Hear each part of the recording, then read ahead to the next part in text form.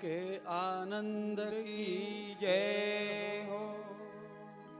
बोलिए सतगुरुदेव भगवान की जय हो। जय जय श्री राधे। श्री सुखदेव राजा परीक्षित को कह रहे, राजन, भगवान श्याम सुंदर ने मात्र 3 वर्ष की आयु में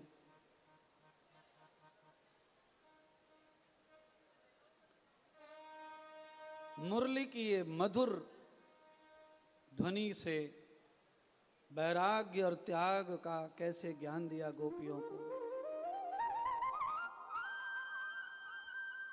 भैया देखो, तरीके अलग अलग होते हैं भक्ति कराने के। एक ये तरीका है भक्ति कराने का, ये जो नृत्य है ये भी भक्ति कराने का तरीका है। वैसे इस पे बहुत सारी टीका टिप्पणी समाज में होती रहती हैं कि आजकल कथाएं खाली नाचने कूदने की रह गई हैं और कुछ कथा बताने कहते व्यास कथाकार खाली नचाते कुदाते। पर नहीं, अगर चैतन्य महाप्रभु राधा और कृष्ण दोनों का स्वरूप है तो हमारे और तुम्हारे अंदर भी वही स्वरूप विराजमान है। तो इसीलिए हमें कोई संकोच नहीं इस बात से कि हमें कथा में नृत्य भी करना है, कथा में वैराग्य भी करना है, कथा में भक्ति भी करना है। तो ये भक्ति के अलग अलग पथ है, मार्ग है, अवस्थाएं हैं। और मैं तो इतना जानता हूं कि जब आप सब दुनिया छोड़ के 5 मिनट भजन करने बैठते हैं तो मन लगता नहीं है, और जब आप भगवान को नाच के मनाना चाहते हैं तो मन खूब लगता है भजन में भगवान के। और 10 मिनट नाचना हो और 10 मिनट नाचना हो तो हम नाच लेंगे, और मन भी कहीं जाता, मन भागता नहीं है। परमात्मा के भजनों में ही ऐसा होता है। नृत्य ऐसा है कि इसमें मन से, बुद्धि से, चित्त से और संपूर्ण शरीर के अंगों से हम भगवान के लिए, उनको रिझाने के लिए प्रयास करते हैं। इसीलिए हमारा सब कुछ हमारे पास रहता है। एकांत में बैठते हैं तो मन कहीं, तन कहीं, सब विचार बिगड़ जाता है। हालांकि ध्यान अभ्यास करने से वो भी उत्तम हो सकता है, पर हम तत्काल जो लाभ लेते हैं, आनंद लेते हैं, वो नृत्य आदि है। तो बीच बीच में एकांत भजन हो जाए, बीच में थोड़ा सा जिस तरह लोग झूम लेते हैं, आनंद ले लेते हैं, उससे ये होता है कि हम अपने निजी बहुत सारे टेंशनों से मुक्त हो जाते हैं थोड़ी देर के लिए, और हम एक नई दुनिया में चले जाते हैं। उससे हमें अच्छा जीने का मार्ग मिलता है। सदगुरु सुखदेव कहने लगे, राजन, आज गोपियां भगवान को समझ गई कि ये बालक ब्रह्म का स्वरूप है। गोपियों का चित्त काम धाम में नहीं लगता, केवल कृष्ण में लगता है उनका चित्त। क्यों? क्योंकि सुख केवल कृष्ण की बांसुरी से ही मिला है। पति ने सुख दिया गोपियों को तो पति ने सुख लिया बदले में, भाई ने, मां ने सुख दिया तो बदले में सुख लिया। केवल कृष्ण ही ऐसे हैं जो गोपी से कुछ नहीं चाहते और सुख दे रहे हैं, आनंद दे रहे हैं। मनोहर बांसुरी की अनंत वासनाओं को मुक्त कर दिया गोपियों को, और उपासना तैयार कर दी। गोपियां तो अब केवल कृष्ण ही कृष्ण भज रही हैं चारों ओर। न बाल गोपाल में चित लग रहा, न पति में, न संसार में, न घर के कामों में। गोपियां एक चित्त हो गई भगवान श्याम सुंदर के लिए। और कैसी बात, एक गोपी नहीं, सारे गोकुल की गोपियां भगवान के लिए एक हो गई महाराज। ये अनूठा गांव गोकुल ऐसा है, अकेला कृष्ण ऐसा है जिसके लिए पूरा गांव की गोपी एक मुंह बोल रही हैं, एक स्वर में बोल रही हैं। सुनिए, भगवान की स्तुति कर रही हैं तो एक, और आप देखेंगे कथा में आगे भगवान की बदनामी करने पे आई तो सब एक मुंह। एक जैसी हो गई। गोपियों का यही रूप है। इसने क्या बोला, इसने क्या बोला, इसने क्या बोला, हम सुनते हैं, दूसरे को बोलते हैं, तीसरे को बोलते हैं, चौथे को बोलते हैं, और बस एक जैसी भाषा, एक जैसा विचार बोलते रहते हैं। अच्छा हो, बुरा हो, बदनाम हो जाओ, हमें तो मिल गया ना आनंद।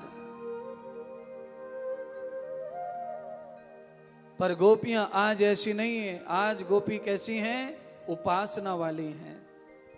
आज गोपियों की वासना मर गई है, उपासना आ गई है, तो गोपियां केवल स्तुति कर रही हैं और केवल प्रशंसा कर रही हैं। और मैं भी कहना चाहता हूं, जब किसी गोपी का मतलब है किसी भक्त की उपासना जाग जाती है, तब वो दुनिया में किसी की आलोचना करना और सुनना पसंद नहीं करता। जब उसकी वासना जाग जाती है, तब उसे आलोचना करना और सुनना दोनों ही पसंद आते हैं। अब अपने अपने गरेबान में झांक के देखो कि आप कौन से स्टैंडर्ड पे बैठे हो। आलोचना करना और सुनना दोनों ही अच्छी लग रहे हैं, दोनों प्रिय लग रहे हैं।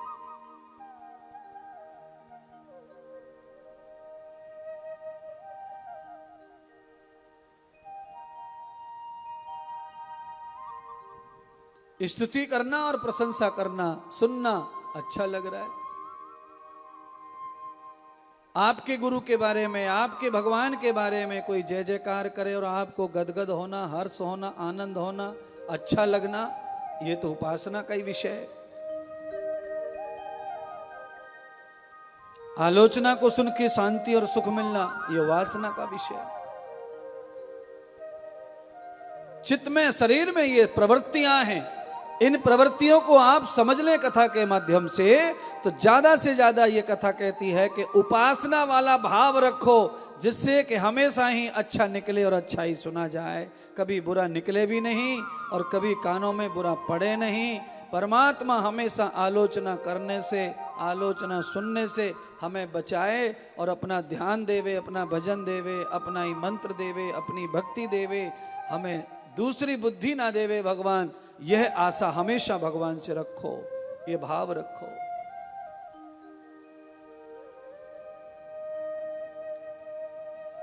सारी गोपियां यशोदा के महल में जुड़ आईं। कान्हा, ये बांसुरी अब कभी बंद मत करना। जब से तुम्हारी बांसुरी सुनी है ना, दुनिया बेरंग लगने लगी है। अब तो तुम्हारी रंग में ही रंग जाना, यही भाव है। भगवान साक्षात गीता के श्लोक ही बांसुरी में गा रहे हैं।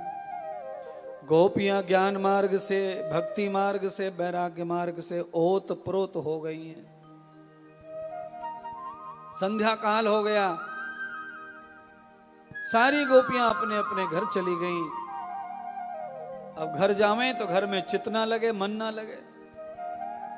देख लो, एक भाव यह है कि घर छोड़ने का मन नहीं कर रहा है, सब मन घर में रखा है, यहां बैठ के भी घर में मन है। और एक मन, वही मन ऐसा है कि अब घर में ना लग रहा, बाल गोपाल में ना लग रहा, कई काम में ना लग रहा, अब एक ही और बार बार खींच रहा है, और वो है कृष्ण की बांसुरी, कृष्ण के स्वर, कृष्ण की आवाज। ऐसा नहीं है कि कृष्ण ने ऐसा किया हो। जितने भी देश दुनिया में प्रवचन हो रहे हैं, कथा हो रही हैं, महात्मा पंडित आचार्यों की कथा सुन के भी पंडाल में कोई एक आध आदमी ऐसा होता है कि घर जाके रात में सोते सोते भी उन्हें कथा का ही सपना आता है, कथा ही सुन रहे हैं, कथा हो रही है, वो भी चलता रहता है। किसी किसी भक्त को कथा का नाद हो जाता है, कथा का सपना पड़ जाता है। कोई कोई भक्त इतने आशिक हो जाते हैं प्रवचन कथा के कि अगर वो ना सुने तो उनको रात में नींद नहीं आती है। उनको रात को नींद आने से पहले थोड़ी कथा होना, गुरुदेव की थोड़ी कथा होना, अपने गुरु की, अपने महाराज की जो पसंद है। बहुत लोग ऐसे भी हैं। बहुत लोगों को कथा सुनने से नींद आती है और बहुत लोगों को बिना कथा सुने नींद नहीं आती है। थोड़ा सुनना। और मैं आप सबको कहना चाहता हूं, ज्यादा भाए या ना भाए तो भी एक 20 मिनट शाम को कथा जरूर सुननी चाहिए मोबाइल पर चालू करके। सारा का सारा खेल खत्म हो जाता है दिन भर का। कोई न कोई बात, कोई न कोई विचार, दृष्टांत ऐसा सुना देते हैं कथा में मोबाइल पर, जिससे आपके अंदर दौड़ने वाली बेचैनी नष्ट हो जाती है और आपको शांति से नींद आ जाती है, चैन आ जाता है। तो आप दूसरी चीजें मोबाइल पर रात में अपडेट करते हैं, उससे अच्छा है कि आप जो कुछ करें वो करते रहो, पर एंड में कथा सुनो, व्याख्यान सुनो थोड़ा सा, और जिसका भी अच्छा लगता हो उसका सुनो, किसी का भी सुनो, जो भाए वो सुनो। पर हां, जिस प्रकार से खाना किसी भी प्रकार का किचन में बनता है, पर किचन में खाना पीना बनने के बाद जैसे महिला किचन को साफ कर देती है, ऐसे ही जब रात को हम कथा सुन लेते हैं तो दिन भर जो भी खिचड़ी पकी दिमाग में वो सब साफ हो जाती है, पूरी खिचड़ी। सारे दाग धब्बे निकल जाते हैं किचन के, ओटा के, बर्तन के, पोंछ के, पांच के, नया हो जाता है, साफ हो जाता है। यही सत्संग की महिमा है।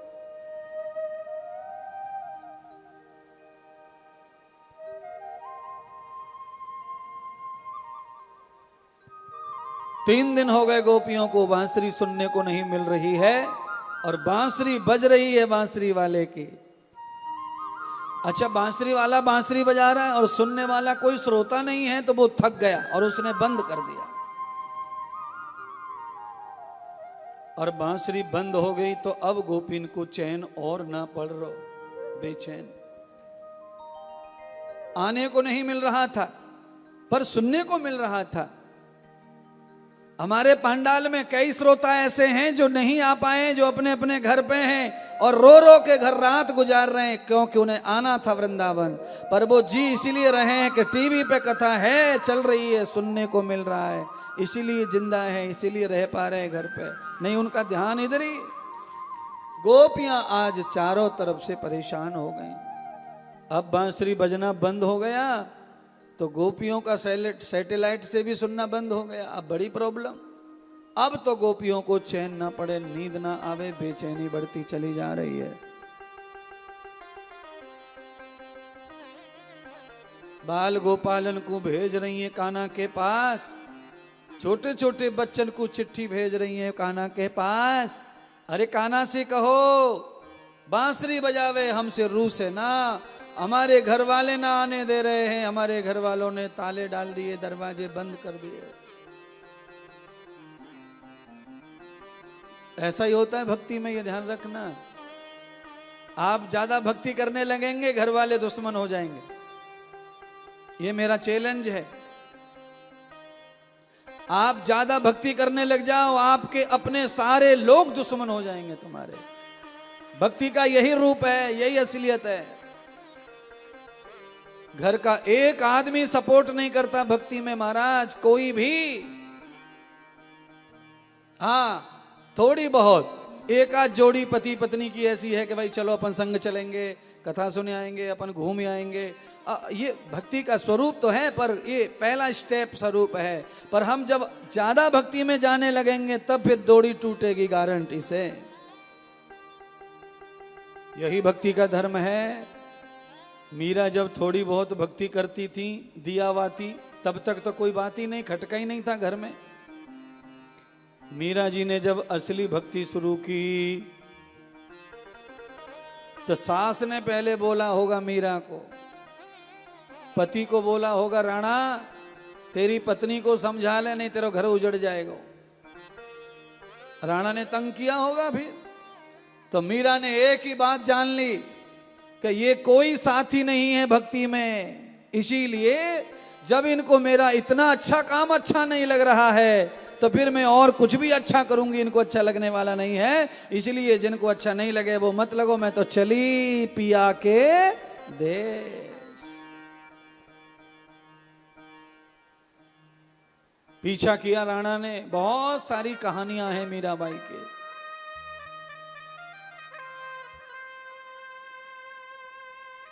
कभी मौका आएगा तो मीराबाई की कथा सुनाएंगे आपको, प्योर कथा, कभी 8-10 दिन लगातार इसी धाम में सुनाएंगे। बहुत मन तो है मीराबाई की कथा सुनाने का। मीरा भाई की कथा सुनाते तो हैं बहुत सारे लोग, ये भक्तमाल की कथा सुनाने वाले मीरा जी की भी कथा सुनाते हैं।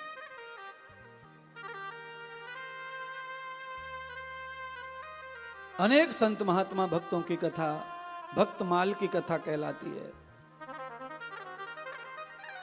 भक्ति में बड़ी अड़चनें, बड़ी बाधाएं हैं, बड़ी बदनामी है। भक्ति इतनी सरल नहीं है बंधुओं, क्योंकि ये समाज उस तरह का नहीं है।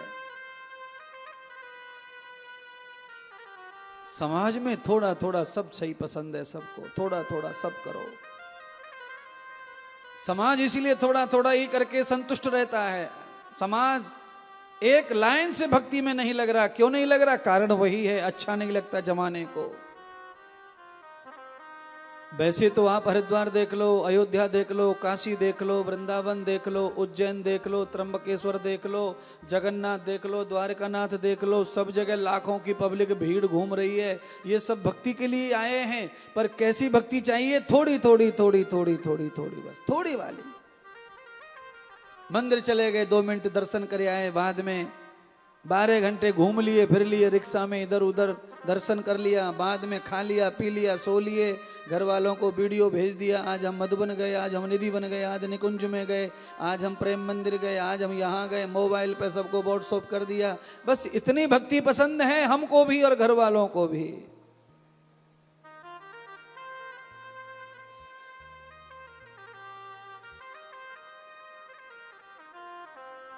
तेरे ही रंग में रंग गई रे सावरिया,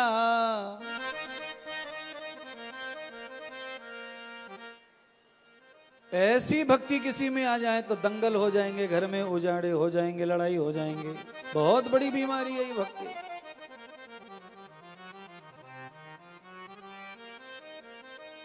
मेरी बात का प्रैक्टिकल करने के लिए कभी ऐसा करके देखो, घर में भक्ति का नाटक है, सारे दुश्मन हो जाते हैं सब, कोई भी नहीं आपका सपोर्ट करता। परिवार के लोग तो बिल्कुल भी सपोर्ट नहीं करते हैं। 2-4 कन्याएं, 2-4 लड़के ऐसे हैं जो चाहते हैं कि भक्ति करें, हम सेवा करें हम, पर उनके घर वाले पहले बोलते हैं, देख मैं यह शर्त पे वृंदावन भेज रहा हूं कि कथा सीख के, कथा पढ़ के सीधो घर आना है, ब्याह करना है, कथा यहीं पैसे करनी है अपने घर पैसे, तो जाओ। तो बच्चे भी आजकल कम होशियार नहीं है, बच्चे भी हाँ हाँ हाँ हाँ, और वो भी सही बात है, यही अच्छा है, हाँ जी कहना और अपना काम बनाना, इससे ही भक्ति हो सकती है। उनको भी खुश रखो और तुम आगे बढ़ते चले जाओ भक्ति में। एक दिन जब भक्ति सिर पे चढ़ के बोलेगी तो मम्मी भी, पापा भी, पड़ोसी भी, अड़ोसी भी सब पाम छूने आएंगे और सब कहेंगे भाई फलाने के छोरी ने नाम कर दियो, फलाने के छोरा ने नाम कर दियो, भाई गांव को, शहर को, जिले को उद्धार कर दियो, सब बोलेंगे। पर थोड़ा सा परीक्षा देनी पड़े, थोड़ो कसालो सुननो पड़े, ऐसे ना कह में महाराज है। गांव वालों को, अड़ोसी पड़ोसियों, क्षेत्र वालों को अपने बस में करने के लिए 40 साल लगे महाराज हमको पूरे, नहीं तो ये कान फट जाएंगे, ऐसी ऐसी बातें सुननी पड़ी हैं जीवन भर। पर बिना कहे बिना सुने आदमी कभी आगे नहीं बढ़ता। साधु संत कथा भागवत विज्ञान ये ऐसा ही धर्म है, आध्यात्म का मार्ग ऐसा ही है। कैसा मार्ग है आध्यात्म का? है तो इसमें आनंद, पर ये सूलों पे चलने का मार्ग है, कांटों पे चलने का मार्ग है। तनक भी ध्यान चूका तो कांटा सीधा घुसता है, कलंक घुसता है, ये बड़ा कठिन मार्ग है। नाटकीय भक्ति, नाटकीय जीवन, नाटकीय संसार संन्यास, ये तो सरल है, ये तो करोड़ों लोग, लाखों लोग कर ही रहे हैं। पर वास्तविक जब आप बनेंगे भक्त तो बहुत कठिन हो जाता है। भक्त भूल से भी, भक्त कोई अगर भक्त बन जाए देवी का, देवा का, किसी का भी, तो वो भक्त तभी कहलाता है जब उसकी जीवा से कभी आलोचना ना निकले किसी की, कभी कोई खोट ना निकले किसी के लिए, है और आप 10-20 देवी देवताओं की पूजा करके, और आज जीवा पे खाली आलोचना ही बैठी है, चुगलखोरी बैठी है, गंदगी ही बैठी है। रात और दिन इतनी मूर्तियों का दर्शन करके नेत्रों में खाली खराबी ही बैठी है। खराब देखने के लिए आए, खराब देखने के लिए नहीं, अच्छा देखो। खराब में से अच्छा देखो, कांटों में से फूल चुनो। कांटों में से क्या चुनो? फूल है। अगर कांटों में से फूल न चुने गए होते तो माली जो मर जाते अब तक भूखे। गुलाब का बगीचा ना लगाते माली। डाली में एक फूल खिलता है, 100-200 कांटे नीचे लग रहे, माली क्या करेगा? मरेगा। पर माली ज्ञानी होता है, विवेकशील होता है, फूल फूल चुनता है, कांटे कांटे छोड़ता है। ऐसे आप लोग भी अच्छाई अच्छाई को ग्रहण करो, आनंद ग्रहण करो और बुराई पर धूल डालो। किसी में होगी तो होगी, संसार है, शरीर है, जीवन है, होती है, हो जाती है, होने दो। आप तो अच्छाई लूटो और आगे बढ़ो। हाँ, पर तुम्हारा फोकस क्या है? अच्छाई पे नहीं है, तुम्हारा बुराई पे फोकस है। खाली एक चीज ढूंढ लो, क्या मिलेगा? बुरा, वो ढूंढते फिर रहे, क्या मिलेगा? बुरा, क्या मिलेगा? बुरा, वो ढूंढ। बिल्कुल मत ढूंढो, वो बिल्कुल मत ढूंढो। आज गोपियों के साथ में क्या बर्ताव हो रहा है मालूम है? जिनके साथ गोपियां 40-40, 30-30 साल से पत्नी बन के रह रही हैं, क्या पति 30 साल में अपनी पत्नी के चरित्र को नहीं देखा होगा? आज अपनी पत्नी पर उंगली उठा रहा है कि तू बिगड़ गई है, उस लाला के आगे पीछे घूमे है, काना के पीछे घूमे, नंद के छोरा के पीछे घूमे, पगली हो गई है, बावली हो गई है। अरे बाप रे, 30 साल में पत्नी नहीं जान पाया ये पति कैसा कैसा बदमाश पति है। पागल हो गए उसके पीछे।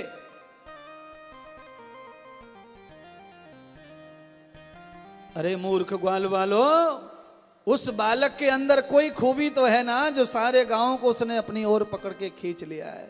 1000 बुराइयां होंगी, होने दो, पर कोई खूबी ऐसी है जो वो खूबी सबको यूं खींच रही है, यूं खींच रही है। उस खूबी कोई बलिहारी जाओ, उस खूबी कोई दीवाने हो जाओ, उस खूबी कोई पूजो। क्या करना है किसी की बुराई सुराई का, इसका उसका है? क्या करेंगे महाराज? बैंगन का डंठल किस किसने खाया है? मैंने तो खाया नहीं है, तुम बताओ। है? बैंगन का डंठल सहित सब्जी बनती है महाराष्ट्र में, पर मैंने देखा है दावत खाते समय सबको बैंगन की भाजी है, खा रहे हैं लोग। और पत्तल पे देखा तो बैंगन के डंठल रखे हुए हैं, बाद में पत्तल उठाने जाओ तो लोग बैंगन बैंगन खा जाते हैं और डंठल डंठल चूस के छोड़ जाते हैं। बस बैंगन में डंठल आएगा जरूर। काट दो तो काट दो, नहीं तो पक जाएगा, पर पकने के बाद भी मुंह से लेता नहीं है। ऐसे ही संकल्प बनाओ, अच्छा अच्छा खाओ, भक्ति भक्ति खाओ, उपासना खाओ, और जिसकी बुराई है बुराई छोड़ो। 1000 बुराई रहने दो गुरु जी में, रहने दो, तुम तो अच्छा अच्छा ले जाओ, आनंद भोगो, आनंद।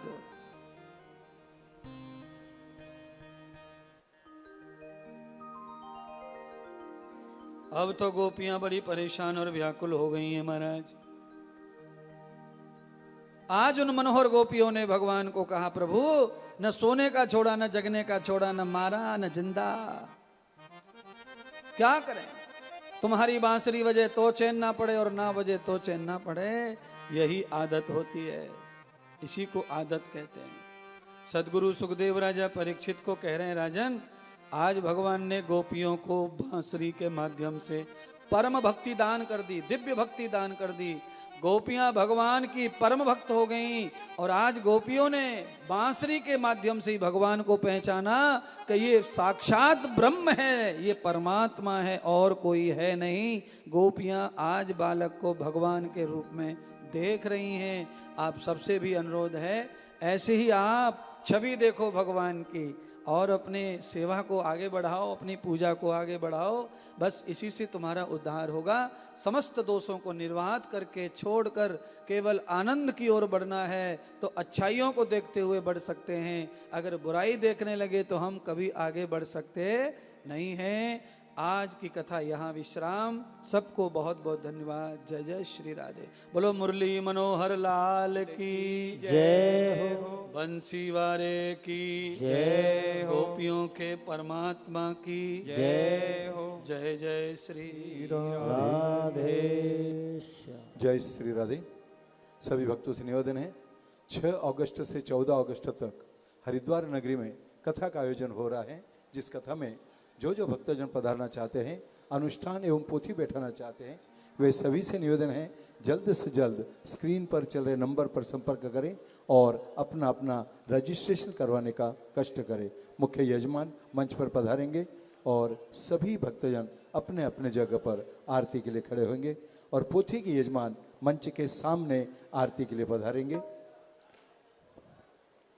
रोज 108 लीटर का अभिषेक गंगा नदी में होने वाला है। तो जो भक्तजन इसमें सम्मिलित होना चाहते हैं, वे भी अपना नाम दर्ज कराने का कष्ट करेंगे।